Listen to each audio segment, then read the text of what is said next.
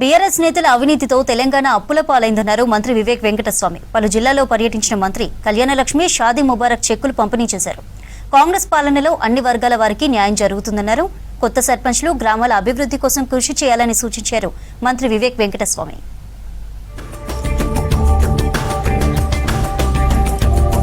దుబ్బాకను మాజీ మంత్రి హరీష్ రావు నిర్లక్ష్యం చేశారని విమర్శించారు రాష్ట్ర మంత్రి వివేక్ వెంకటస్వామి. మెదక్ జిల్లాలో పర్యటించిన మంత్రి చేగుంట, నార్సింగి మండలాలకు సంబంధించిన కళ్యాణలక్ష్మి, షాదీ ముబారక్ చెక్కులను పంపిణీ చేశారు. మారుమూల గ్రామాలకు నాణ్యమైన విద్యను అందిస్తున్నామని చెప్పారు.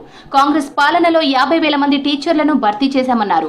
దుబ్బాకలో డిగ్రీ కాలేజ్ మంజూరు చేయిస్తామని హామీ ఇచ్చారు మంత్రి.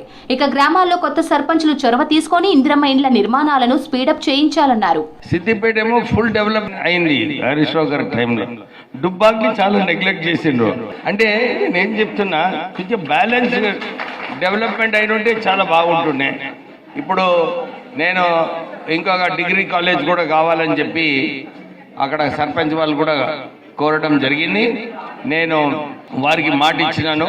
కాంగ్రెస్ ఇన్ఛార్జ్ శ్రీనివాస్ రెడ్డి గారు ఇప్పుడే చెప్పినారు, సార్ ఈ సిఎస్ఆర్ నిధులు కొన్ని తీసుకొని ఈ డిగ్రీ కాలేజ్ కూడా కడితే బాగుంటుందని చెప్పారు. నేను కలెక్టర్ గారికి ఆదేశాలు ఇచ్చాను. ఇక్కడ ఇండస్ట్రీస్ని పిలిచి మీరు మాట్లాడి నిధులు శాంక్షన్ చేయించుకుంటే మనము స్టాఫ్ ఏదైతే అవసరమో ప్రభుత్వం నుంచి ఈ శాంక్షన్ కావాలి, డిగ్రీ కాలేజ్కి శాంక్షన్ కావాలో నేను డెఫినెట్లీ చేపిస్తానని చెప్పి వారికి చెప్పడం జరిగింది.